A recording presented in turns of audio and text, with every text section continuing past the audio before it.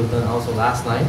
6, 7, 8, 9 is the Samudra Manthan, is when the ocean was churned and the 14 different types of items came out.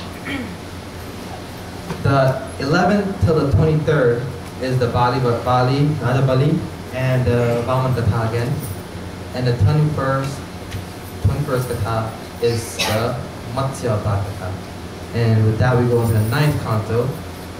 The 9th canto, the first chapter starts out with the Surya bunch. We have two types of bunch that are kathas that come in the Bhagavatam, Surya bunch and Chandra bunch, the Sun dynasty and the Lunar dynasty. Bhagavan Shri Krishna was in the Chandra bunch, the Lunar dynasty, and Bhagavan Shri Ram was in the Surya bunch, the Sun dynasty. And then 22nd we have Nigra Katha. 3rd we have the Katha of Nabhag. 3rd, 4th, and 5th is Nabhag, Ambrish, the Katha that Guruji had done just a couple of days ago. The whole night we had done the Ambrish Katha and Durvasa Katha. The 6th one is also a Vamana Katha. 7th, 8th, and 9th is the Sagar Charitra, and again the Ganga Varna. And this Ganga Varna is more to detail. The Katha I had done last night of how the Ma Ganga had come down. All these details is in the 9th chapter of the 9th canto of the Bhagavatam. Now, all that we have, we're going to go to the 10th canto, and this is where everything Bhagavan Sri Krishna, everything that you want to know about Bhagavan Sri Krishna, all the leelas from the birth, everything is in the 10th canto of the Bhagavatam. In the first chapter is where Kansa is born, and how he has been come back into form. And the second chapter is the Devaki and the Vasudeva's marriage. 4, 5, 6 is when in the sky the message comes from Devatas that the 7th son will kill you, Kansa. This is where Kansa gets lost and he tries to kill Devaki, and all this happens when they get jailed, and all this 6 kids come, and this is in one of them where Bhagavan Shri Krishna also takes birth. 3, 4, 5, 6 is that whole katha in there.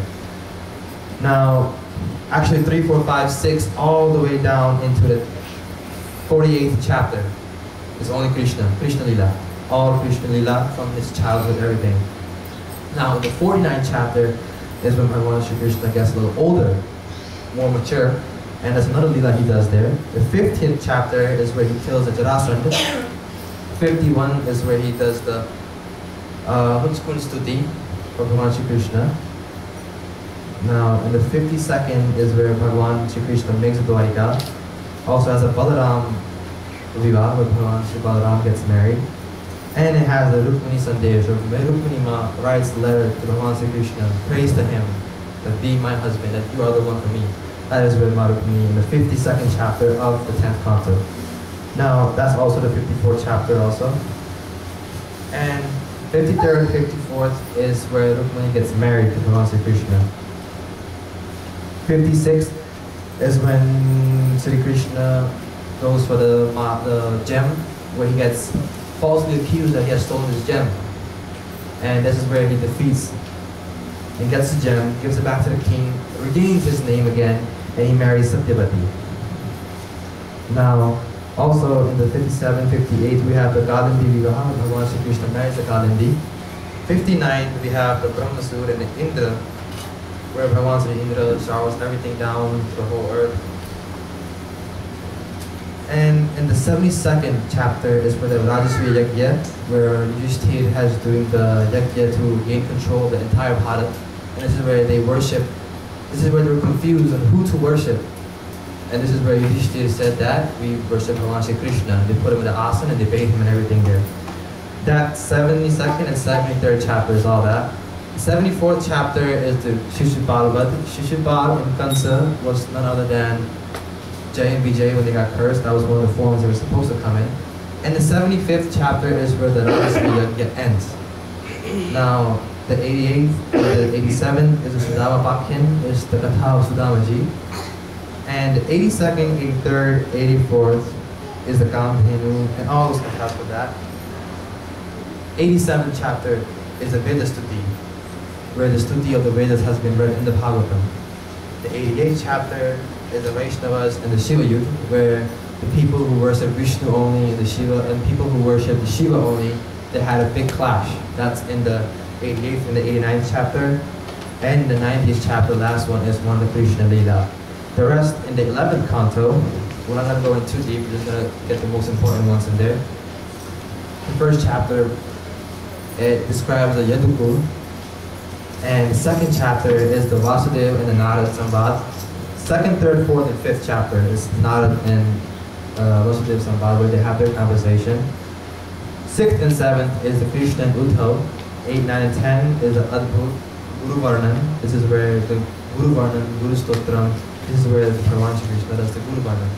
And so in the 12th canto, this is where Bhagavan Shri Krishna has whatever he has to do, whatever loose ends he has to tie up.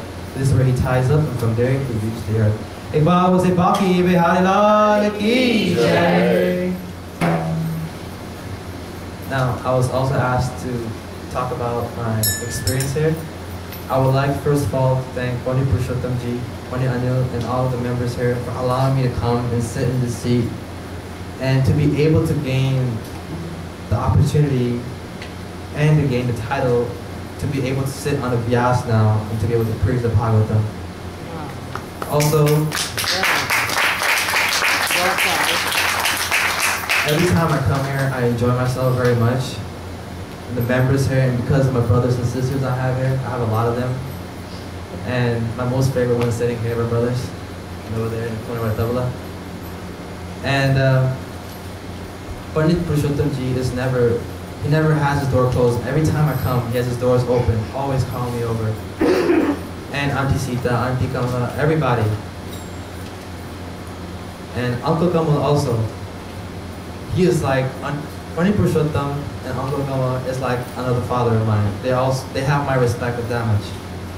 And Guruji also, he is my greatest father of all. And the members here, I very much enjoy working with you guys in the past couple of weeks. It was a pleasure, really, to see people working together, coming early in the morning, cooking, getting ready. And also, it was very hard, to honestly tell you, to wake up early, come to the mandir, and memorize all the slokas for Guruji, all the kathas we have to do. We have to come early, and sometimes we didn't eat at all, and we had to memorize. So it was a very hard journey, but at the end, it was worthwhile. And as you've seen, the most probably that has done the most progress here is Pandit Anil Subbu, and which I am very proud of. So I think you should give him a round of applause for that. He's doing a very tremendous, great job. And as your little brother, I'm very proud of you, man. And yeah, that's about it. That's my experience here. Thank you. See you later.